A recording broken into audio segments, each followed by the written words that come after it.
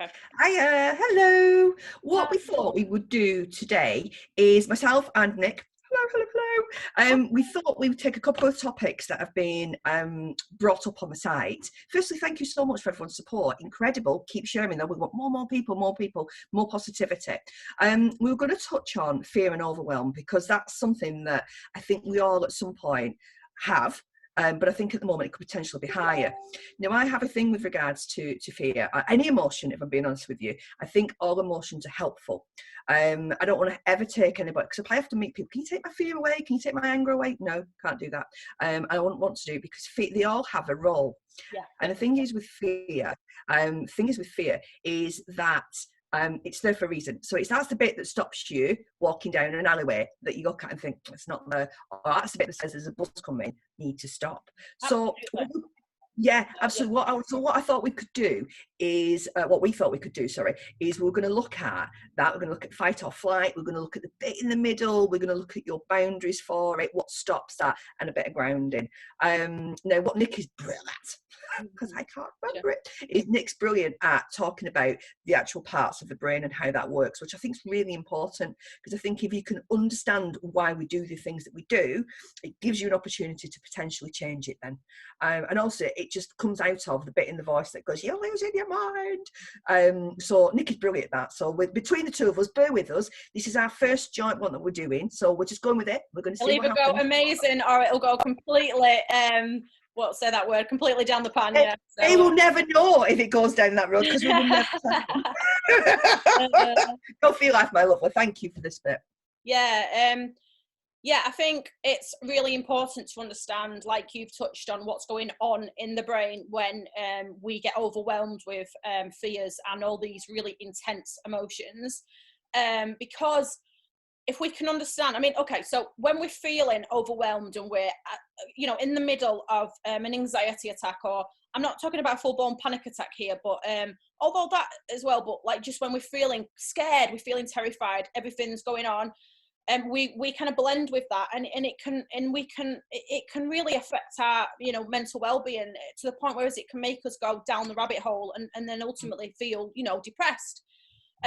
So if we can understand what's going on in the brain and why at those moments we might not be able to just snap out of it or whatever, it can help us deal with that a little bit better. And when we've got an understanding, then we can move through those fears a little bit easier. Does that make sense?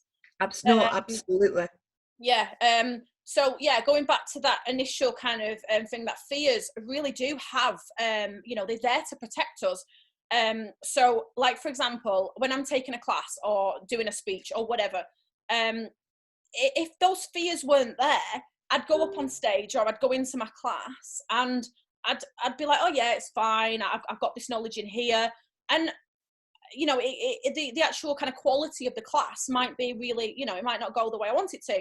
Whereas my fears of it going completely wrong, make me plan, make me, put PowerPoints together, create worksheets and put the kind of time in to actually make it work, and then it works well.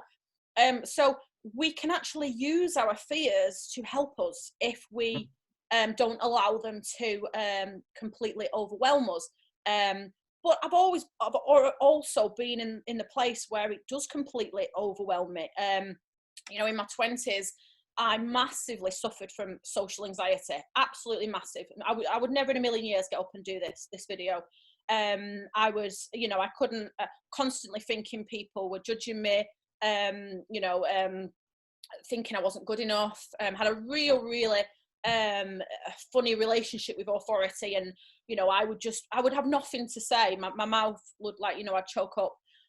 So I've learned to change my kind of relationship with anxiety, and it's still there. I mean, now look, I'm shaking a little bit, even with this, because this is very new to me. I've never done this before.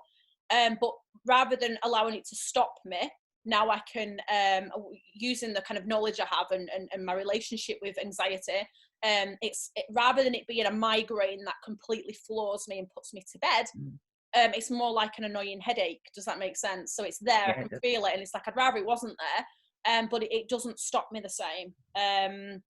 Do you think it's there as well to potentially protect you? It's there to, well, if you don't do that, then they won't this and they won't. Because I know that's something that I work with myself. It's kind of, well, if I don't put my head above the parapet, no one can shoot at it. Well, the thing I've learned, and I've learned it the hard way, is they'll still shoot at it, whether it's there or not. So I just kind of, and that's something. It's that. It's you said it to me before. We had a real good session earlier. It's that coming out of your comfort zone. Because we could have both sat there and not done any of this, you know, and just sat there and got frustrated the fact that we feel like we're not able to do what we are want to do. Is what we do, me and you, along with a lot of other people who are kind of helping as well. It's that. It's coming out of your comfort zone. And I know one of the things that you said to me earlier was it's about kind of this comfort blanket that we've got. I remember many years someone said to me, it was when I was selling my business, and I knew it was the right thing to do. It was where I was at. I needed to go off and do something different, draw a line under it. And I remember a very good friend of mine saying to me, like in the last couple of days before it went, I was like, I'm not so sure if I'm doing the right thing, because I felt anxious. And she said, basically, it's because she said, do you still want to be like this in 2-3 months time? And I was like, oh God, no. My instinct was, this isn't what I want. And actually what I was doing, I was clinging onto that comfort blanket, even though it wasn't what I wanted, but it's because it was familiar, which is what we were talking about before. So because it's familiar, you don't want to let it go, because you don't know what it's going to replace it with. But I know when we were talking before, is if we let go of things that aren't helpful to us, what can we replace them with? As opposed to holding on to them. We do tend to hold on to them, grab them. What's this about? Look at them. And I think for me, that's the bit of finding the bit in the middle where it's here, not ignoring it, let it be there, but then exploring. You said that quite a lot to me in the last 48 hours. Explore that. What's new? I love it. I've not thought of that. Be curious, Nicola. No, but it is. It is. Instead of sitting there and holding on to it, what is that about? Now, sometimes I have to switch that part of my brain off and just let it be there, because the teacher within me goes, right, why can I do that? And what can I do with that? And sometimes I just have to allow it to be there and let it process. So everything is a balance. And it is really difficult sometimes to just let it be there. So, I mean, I'll go into, so we have what's in our brain, something called the amygdala. And it's, if you think of it like an alarm system. So at the moment, I mean, if you've got anxiety, if you've got a history of anxiety, then it's kind of always on high alert. It's always kind of super sensitive, scanning the horizon, looking for these threats. And the smallest of thing can trigger that off. But at the moment, everybody's, or most of the people, that I'm speaking to are feeling worried and feeling, overwhelmed by everything. And the amygdala is on, it's on alert all the time. And the thing is, when that kind of like, it goes off, so it scans something and it might read something. This is why social media and watching the news can be so toxic, because it sets off this alarm system, and that sets off then the part of your brain just takes over, because with all these worries and the negative voices and worst case scenario, and our prefrontal cortex, which is what kind of it causes what we use to make logical decisions, our rational mind, when we're focusing on things, that's completely switches off. So when you're in complete overwhelm, you've got all this, your alarm system's gone off, and the bit that actually tells you, no, things will be all right, everything's going to be okay. The chances of us getting this virus are really, really, or should I say, maybe not the chances of getting it, but of it actually causing, serious death or whatever, are quite slim. At that moment, that turns off. So you're just panicking, and you've got, and now you're in overwhelm. So now you're feeling, fears, even though it's imagination, they're not real, but they feel really, really real. So you can feel like you're crazy. You can feel like you're losing it. You can feel like, if you've got a history of depression, I mean, I have, and when I'm overwhelmed, you feel like you're going back down to that place again, which is scary in itself. It taps into it. And I think what I find at that point is my self-talk, if I'm not careful, will talk me into going into the, now I often get that from people going, I feel I've had a relapse, something's happened, life's happened, because it happens, and I've gone back to that place. And every single time I'll write back and go, you have not gone back to that place. It feels like you've gone back to that place. You've got a red alarm, got a red flag that's going, be careful, be careful. And actually you've not. What it's doing is it's just going, just be mindful that you've been down this road. The fact that you're recognizing it here and going, I'm going back to that place, means you won't go back to that place. For me, what happened is you ended up in that place because you didn't realize, because we do, it's very slow. You know, nobody just wakes up one day and goes, oh, I want to yawn then, Nick. That's like our exercise early. Sorry. That felt familiar. I was like, oh, big yawn. Sorry, long story, everybody. No, what we mean by that. I just realised that off on tangents. I think that's what it is. It's having that. It's the ability to be able to say to yourself, it's all right where it is, because what you're doing, if you're reiterating to yourself, this is where I am, I'm okay, it's fine, it's going to be all right. It's so much better than, oh my gosh, it's this, it's that. I have this conversation in every class at some point. I always call it writing a script. I always think we would be the best script writers for like Emmerdale or EastEnders, something with real drama in it. And because what we do is we sit there and we've got a situation. So what we're going to do, and I've seen it today on the posts, and what we do, we've got a situation. And instead of kind of going, I've got a situation, and I teach this, I call it my full stop. Ali, you'll understand this one. And we call it full stop. And it's, instead of going, I've got this situation, full stop. What happens is I've got this situation and this might happen, this might happen, this might happen, this might happen. So we're creating this script. There's no punctuation in it. There's no comma. There's no full stops. There's no question marks in it. It's just a lot of words. And if you've ever tried to read a lot of words, you lose your breath. So you're reading, you can't breathe anymore. Therefore, I feel like I'm getting anxious. And then what we do is we, instead of just kind of having this script, we have then taken it to a cinema. You know, those things we used to be allowed to go to. We take it to a cinema and we put all this sound to it, and we have big dramatic sound. We have it on a big screen. And all of a sudden, this one little question or one little thought of, am I going to be okay? Because that's a great question. Am I going to be okay? Question mark. And a question mark has a full stop underneath it. And Miss Ali taught me this. You switch off at that point. Good questions. Your mind is always bringing questions, and it's like a computer. If you don't learn to put a full stop or a question mark or a comma after something, you will end up with this huge big script that you know, it's like when you're watching a film and that music comes on, and you know what's going to happen because the music comes on, you think, oh, way up, you're in trouble here. You shouldn't have gone in that building, should you, when it was dark? I was discussing that the other day, and it's learning to recognize it is a thought is not reality. And that's what you were saying brilliantly there about the logical bit here. I always call it train tracks. You know, the old-fashioned train tracks, the big wooden sleepers, is you've got your logical on one side and you've got your emotional on the other, and you're able to do the two things at the same time. We are quite genius, to be honest with you, as human beings. But the thing is, when you're doing it at the same time, this emotion will, if you allow it, play constantly. It doesn't matter what's going on here. But sometimes it is allowing the two things, but it's making sure that this one over here, the emotion over here, doesn't get too loud. Or just recognize it, let it go on with itself, let it tire itself out, blah, blah, blah. I can see you, I can hear you.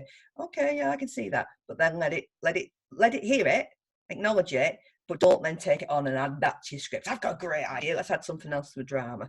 The thing is, I love sorry, Nick. The thing is, when you get into that moment, though, when your kind of emotional mind is taken over, you get to a point where actually, you can't access them logical thoughts. So when you are in the middle of this immense panic, you have to turn this bit back on. This is why the grounding exercises and the those kind of like using your senses, stretching and feeling yourself, that you know the way that it feels.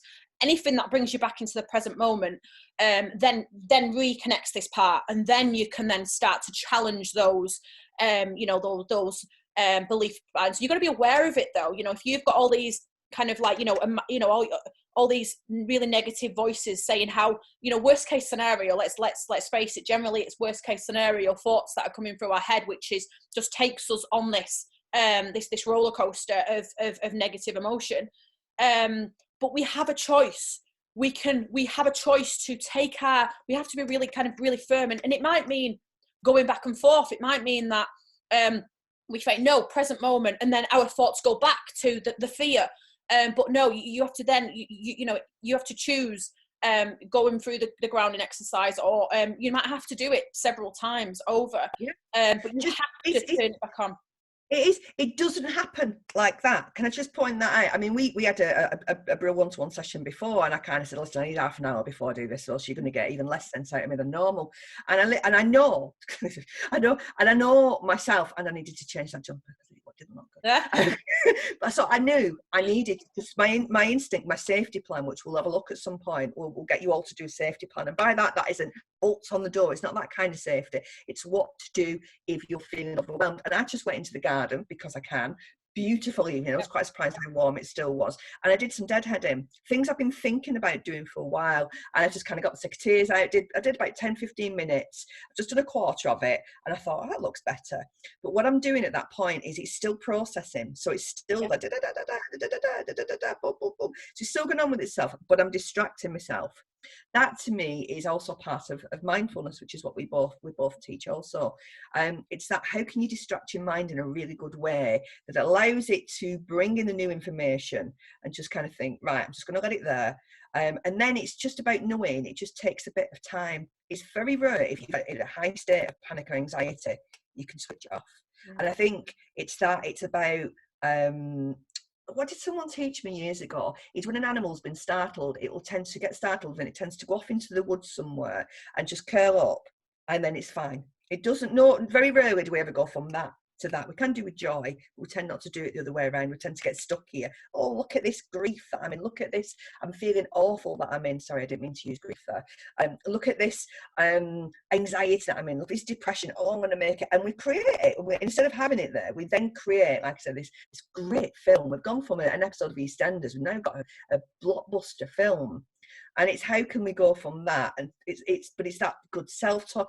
But most of all, it's what Nick was saying. It's about recognizing it, being aware of actually what's going on in your body. And I mean, the kind of like, if we look at emotions, so there's several parts to emotions, but there's actually a physiological response as well. So if you've got pain, or you've got just hand sweating, but like physiological, actual proper pain, you might have, backache, neck ache, leg ache, that can be a part of your emotions, which is, so when we're getting very stressed, that's why you might find, your body starts to kind of break down a little bit. And then we start, that sets off more worries. Oh my God, I'm falling apart, literally. So it's recognizing how all these are connected, and understanding that you're all right. Use the connection, use your family, use your friends, talk to people, use techniques to bring you back into the present moment. And like you say, going outside, back into nature. But when you're in these headspaces, you need to interrupt it. You need to do something that can, like, interrupt the process to that thought pattern. And that comes from awareness, because we can become absorbed by it rather than recognizing I'm feeling overwhelmed here, and we become it. We actually, does that make sense? Hugely. I think if it's all right, what I'm going to do in a second, I'm going to get you to do 5, 4, 3, 2, 1, because you do that exceptionally well. But I just wanted, it's tapping on my mind, so I know I need to say this. And I'm going to get you, this is an exercise. This is one of those things that you can do anywhere. Because for me, it's a bit like I talked about yesterday. It's about being able to do something in a situation. It's no use if you're overwhelmed in the middle of wherever and you think, I'll have to get home to do this. It's about being able to do it right there and right then. So I'm going to use this cup. Okay, it's my Costa cup, right? And I realise I've been using it. Can I just say, this was given to me as a gift, right? I didn't want anybody thinking I've had a cheeky nicky. I need a bloody bit. Well, actually, I do have a big bag, to be fair. This was given as a gift, because whenever I go for tea, I always, as Nick knows, whenever I go for tea, I don't have it in a pot. I have it in the biggest cappuccino cup. And when I lived down in Somerset, they give it to me when I left. So I just wanted to mention that.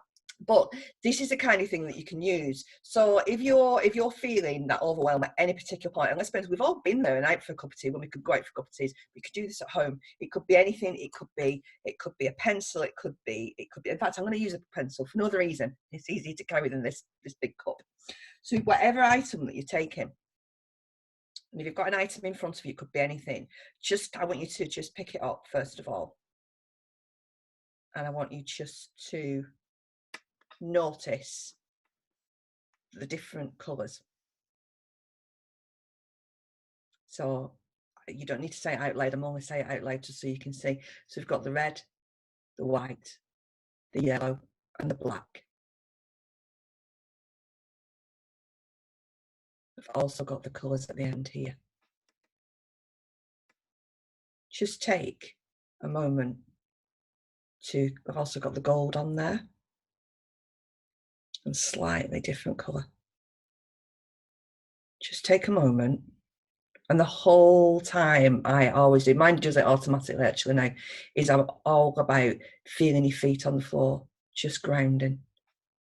I always imagine my feet have got big roots at the bottom of them, just taking it down. If you're able to put it on a surface, fantastic. If you're not, just be where you are.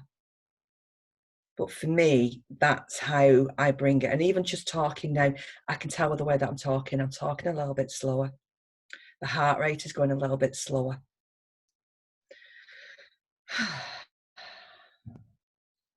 Back up to a 9 or a 10 or a 1 or 2. I can't remember what scale we were using before. But in our world, that means I'm calm. And it is, you can use whatever. I've done this before now at a petrol station where I got out of the car and I had a random thought about somebody in a van looking at me. Wasn't, by the way, he's minding his own business. You know, it's like your head goes into it. It doesn't happen very often these days, but it did. It's a bit like what Nick was saying before. I always think what anyone else is thinking about me, nothing to do with me. Let them think it. But for some reason, it crept in. I don't know what it was. Like I say, he was minding his own business, nothing to do with him or anything. It obviously triggered something. And I was at the petrol station, and when you put your petrol in, they have these little plaque, and it was a Morrison's one. And I just stood there and thought, what colours can I see? What size fonts can I see? How big is that M compared? And I just talked myself down. So it's using what, recognise it's there, don't get caught in it. Recognise it. What can I see? So are you all right to do the 5, 4, 3, 2, 1? Because I love how you do this. Yeah, but before I do, I just want to kind of jump in a little bit on what you said. You just mentioned about being triggered. Yes. Very often our fears are triggered by a past memory very often in our childhood, but it could be something that's not happened that long ago, or whatever, but it's something in our past is connected to these fears. And what I want you to do is I want you to like look at the evidence. So at the moment, with everything that's going on, the evidence says we will be okay.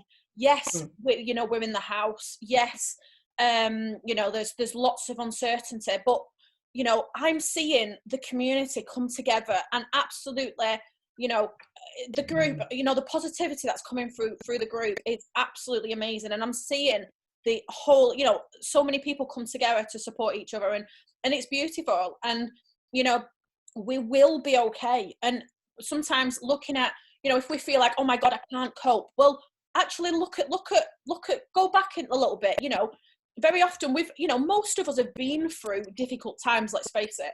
And the evidence says that we coped and we got through it and we're still here. So the evidence actually is there to completely go against what these fears are saying. Does that make sense?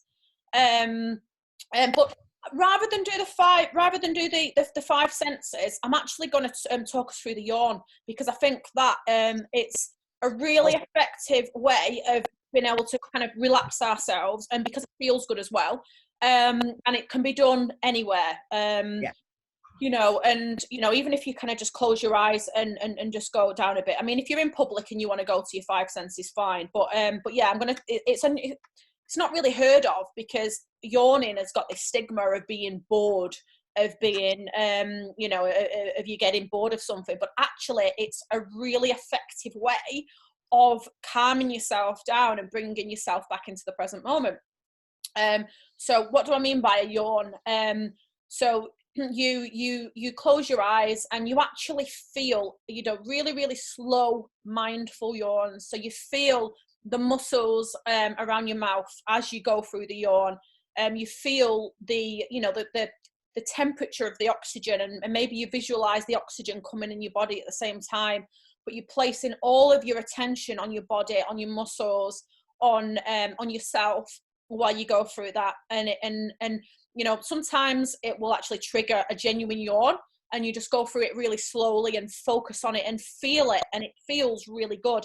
and you can extend that into it like a stretch, and just like as if you just got up in the morning, just a really, really slow stretch, and pay all of your attention on every single muscle, you know, as you go through your body.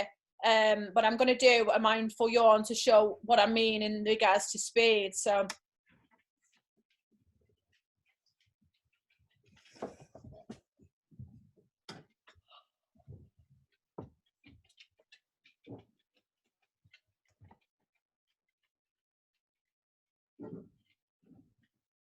it's instantly calming.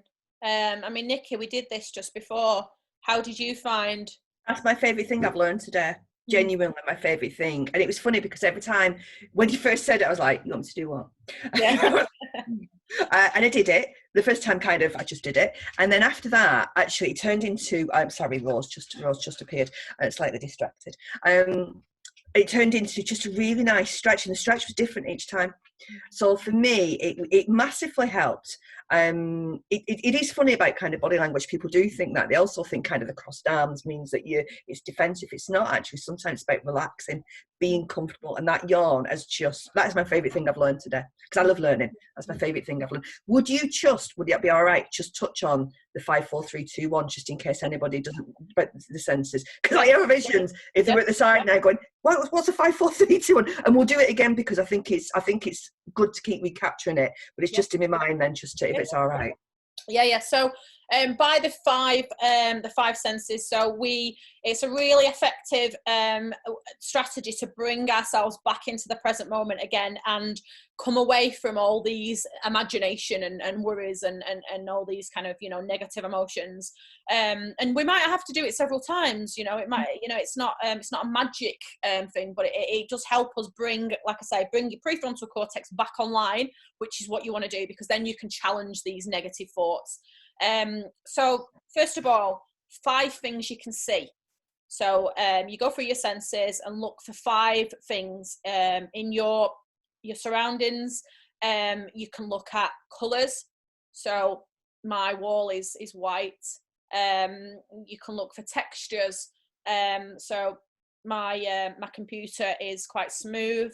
Then there's little, like where the speakers are, it's like quite little holes in it. So it's a bit like bumpy, a little bit textured. You know, look at contrasting colours, maybe the lights. So I've got a light over there, which is, it's shining light all around my desk. And then if I look at the bottom under my chair, hold on, it's gone. That covers things you can hear. Yeah, that does, yeah. We're going on to that in a moment. What can you hear? Well done, Budley. Well done. Yeah, so yeah, I can see the shadows, but it's 5 things in your immediate surroundings that you can see. You can also do this, sorry Nick, you could also do this in your mind's eye of thinking of being outside for all of them. Are you with me? If I just think now, and I'm kind of overwhelmed, if I think about kind of being outside early with the daffodils, I'm thinking of the colour of the daffodils, the yellow versus the green, and the ivy, the different colours of green there. I'm rubbing my hands together because I'm thinking textures as well, which is Nick's going to come on to. But it could be what's around you, but you can also use it in your mind's eye to use things that will take you to a calmer place. Yeah, definitely. So you go through 5 things you can see, and then next you go to the next sense. So we'll go to hearing. So 5 things we can hear, and when we do the hearing exercise, we really actively listen. So by that, I don't mean just, you know, what's in our immediate surroundings, you know, really listen. So if I really listen, I can hear the fan on my computer, which I can't hear when I'm just talking or just, you know, sat here, you know, just in my immediate surroundings. And then if I hear even further, I can hear like a distant, I don't know if it's my washing machine or some kind of whoosh in the background.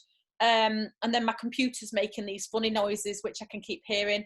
And sometimes, especially at the moment, silence.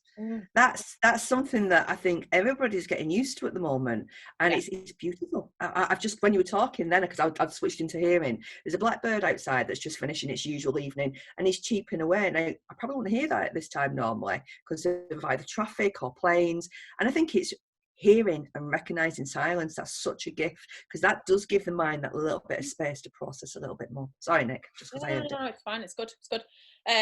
Yeah. So we go for our hearing and then go to touch.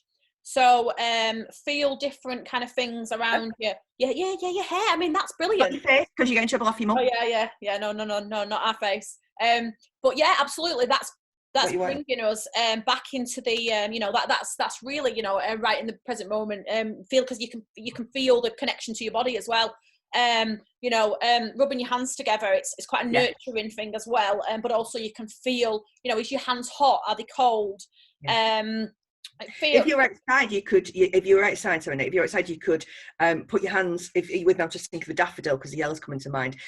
What does the stem of the daffodil feel like? What does, if you're very, very careful, the daffodil feel like? What does the grass feel like? Obviously, it depends on where you are. But if you are outside, that is really getting back to nature. But you can also give yourself a hug. You know, give yourself that is one of the more, because that's the one thing you do with anybody if they're upset. You always put your hand there. How are you doing? Are you okay? So it's the ability to do that as well. That's really nice. Yeah, no, definitely. And then move on to smell. Now, you might not find 5 smells, but you know, does the smell change? Does the, you know, is it musky? Is it can you smell anything? You know, you know, maybe even smell things. You know, is there any paper around you or a surface? And just notice, use your senses, and really, you know, really take in the information and be curious. This I love that word, curious. Be curious about everything and anything. Can you see, it's that thing as well, what we were doing before, actually, when we were doing the yard and we're talking about breathing, is that if you just kind of smell now, I can't necessarily smell anything, but what I can do is I can feel the cool air, because my door's open, coming through. But again, if I go into my mind's eye and I think about the daffodil again, because I was out with them before, what did that daffodil smell like? So it will take me back to that moment, which means if it's taking me back to that moment, what it is doing, it's taking me away from the blah, blah, blah, blah, whatever's going on here. So if it's there in front of you, but just kind of think, oh, what does that coffee smell like? What does that tea smell like? I'm drinking hot Vimto. What does that smell like? Or if you can't smell anything, just be curious. Whatever you do, don't start then beating yourself up because you can't do it. I heard that once in a class. But I can't smell anything, therefore I'm rubbish. No, you just can't smell anything. It's where it is. This is about grounding you. This is not another excuse to have a go at yourself, just so we're clear. Yeah, definitely. No, good one, Nick. And so what we've done sight, we've done smell, we've done hearing, we've done touch, and finally there's taste. Again, I can taste, I've just had some chicken cuppa soup. I can taste the leftovers of that. But if you're really curious, you know, you can, is that taste sweet? Is it tangy? Is it pleasant? Is it not pleasant? You know, be really curious and find, maybe, because you might not be able to taste 5 different things, but you might be able to get 5 different describing words to describe that taste. But ultimately you're bringing, going back to the brain, you're bringing your prefrontal cortex back online, and then you can challenge these negative kind of thought processes, and like I say, you know, go through and look at the evidence against, or do something, you know, coping strategies. That's when you can kind of engage with your rational mind again. Then you can you know, if maybe listening to music might help you, or having a hot bath, or phoning family or friends, or going onto the group and speaking to people in the group, or whatever your particular coping strategies are. What, you know, if you bring yourself back into the present moment, away from just completely overwhelmed, then you can then start to calm yourself down and ultimately feel better. I think the thing is, just touching on that as well, when you're talking about phoning a friend, I always have that thing of making sure if you're phoning someone that they're not pouring oil on top of what's already going on. We all know what we mean, and we've got those people that we know, no matter what's going on, and you phone them, and actually what you phoned up with is a bit of a molehill, and by the time they've finished, you've now got a mountain. So it's about the ability. I have people that you can speak to, because sometimes you just need to get it out, and that's actually something me and Josh use. I go, just need to get this in the middle. I just need to say it. I know it's not logical. Let me get it out, throw it in the middle, almost like, and then I kind of go, oh yeah, right, that doesn't make any sense. Or, oh, that's the bit that's bothering me. So be careful who you do speak to. If you're getting back negative, know that they're probably good for something else. Oh, they're not good at all. Well, there we go. No, but are you with me? Maybe they've got their own stuff going on. So it's just being careful, and there's always people on the group. That is the one thing I have noticed, and I'm sure Nick has, time and time again. Someone said, this is how I'm feeling. All of a sudden, it's not just me or Nick or my mum that's coming on, it's someone else that's coming on. Listen, that's all right, try this, do this breathing, I've seen this. And that to me is part of what it's there for, but it's also about kind of just flicking through, oh, that's funny, that's nice, that's a lovely story, oh, look at that, isn't that great they're doing that. That is a really good way. It's about choosing, do I go down this path of positivity, not in that I'm ignoring it, but it's about mind switch, or am I going to stick with the Sky News on a constant, which is, they will go and find the bit that's doom and gloom, because they, to be fair, actually, they're also covering some good stuff as well, which is good. But in the past, that's what it tends to be, negative. Just be a bit careful with it. And we're always here, the pair of us, and there's some really good people people that are on there also. So please use us. That's what we're here for. Yeah. And I just want to say, before we kind of finish this off, is to remind everyone that we've got the class. Sorry, my cat was on my knee then, and if you've seen the camera shaking everywhere, he's interrupting the show. But yeah, we've got a session that we're running on Wednesday at 6 o'clock. Which we're going to do a bit of a question and answer session. So if you've got a particular worry or a particular fear, or something that's on your mind that you're struggling with, then during that session, then you can ask us, and we'll any kind of wellbeing tips, looking at resilience, coping strategies, whatever is concerning you. Then we're going to have that session, and we're also going to run. We've not got a date for this yet, but very, very soon, in the next few days or whatever, when we can pull a time, a mindfulness session, which will be a little bit more formal. I've got a PowerPoint to go with that, and it's an introduction to mindfulness, because ultimately we need mindfulness to help us. It's about self-awareness, mindful of self. And if we're mindful of what's going on, of our emotions, of our behaviors, thoughts, feelings, then we can change them. Because if we're not aware of them, how can we possibly go in a different direction? We just continue to do everything, go in a circle, and it just goes on. So by bringing mindfulness into the picture, it gives us the tools to kind of break that cycle. So yes, we're going to do a bit more of a formal session looking at introduction to mindfulness. So but some really good feedback actually already for that, so I think it's really needed. Looking forward to that. So with regards to tomorrow evening, it's 6 o'clock, isn't it? The code and things, you're just going to notice the delegation going on here. Anything to do with technical, I hand it over to Nick. You'll get used to this. The fact I did a live yesterday, how I did that, Lord above knows, because I couldn't do it on my computer. I phoned you, didn't I? Literally, I can't do it, just use your phone. So all right, I can do that. So hey, know your strengths, know your weaknesses. I am learning new skills as I go along. There's no way I would have done Zoom this time last week, so we're getting there. But you will then, it is dead easy actually. So you'll do like you've been doing with me, very simply. There'll be something that you just press on, you'll just be a link, and then they'll be able to come up. And then what we said yesterday is that you've got the opportunity, so it'd be me and Nick, and then there'll be lots of little videos with your faces around it. If you don't want your face on there, that's fine, you don't have to do, but there'll also be a tag at the side over there somewhere that you can post your questions. So if you want to have your face there and chat to us, fantastic. If you want to just be there and observe and put some questions in, or just watch, or just be part of it. The one when we did it yesterday, it just felt like a party, but a sensible one. We were all in our own houses. But it is, let's just start that chatting, because that for me is so important, that we don't feel like we're on our own. We're going to create a group. Yeah. Sorry. One more thing, the party on Friday. Now I'm really looking forward to that. We're going to have it over Zoom rather than Facebook Live, because then we can actually all interact. But I'm going to get on and do a sing song, which might I might break a few windows, but I'm going to get on the karaoke. And we've got DJ Nick over here. So that'll be.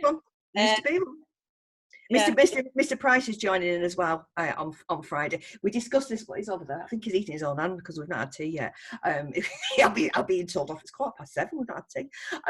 But he was like, "Yeah, we'll come and do that." And it seemed a really good idea last night when I'd had some prosecco. Not so much when we're walking around the park at 6:30 this morning. But yes, I am going to do a playlist. I'm going to put my DJ hat on. Sorry, I'm just coughing because I needed to clear it. There's nothing wrong with me. so paranoid, aren't we, when we cough or sneeze? So yeah, really looking forward to that. And it's just, you know what, we're talking about this today, it's going back to some of the old school things we used to do. Put a bit of music on. We all know what time it's 7 it's starting. I'm just about to say what time it's starting. 6:30, 7. Can't go on too late. Well, it can, but it will be me. I will say 6:30, 7, because if it's any later, I'll be asleep. Grab yourself a drink, whatever that is, cup of tea, coffee, something, whatever you fancy. Mine will be Prosecco, wine. And let's just have a little bit of a giggle. I did ask Nick earlier whether or not we can get banned from our own site. So I think we decided we couldn't. So that's good. We did discuss doing things when we'd had a drink, but we'll find out. And then hopefully we'll still be here Saturday. We won't have been pulled off Facebook or Zoom. Hey-ho. Right. Okay. Thank you. Thanks, Nick. Loved this. Proper loved this. Thank you, my lovely. Yeah, thank you very much. And yeah, I hope it helps a few people. If you've got any questions, in fact, actually, if anybody wants to, message us a question that they want us to cover on a video, then that might be a good way of kind of getting, idea of what you guys want, because that's why we're doing this. We're doing it to help you guys. So what do you want to see? And we'll do it. Yeah. So I'm going to say goodbye now, because my tea's waiting as well, and I'm hungry. And yeah, I'll speak to you all soon. Stay safe, everyone. Big kisses, big hugs. See you soon. Bye. See you tomorrow.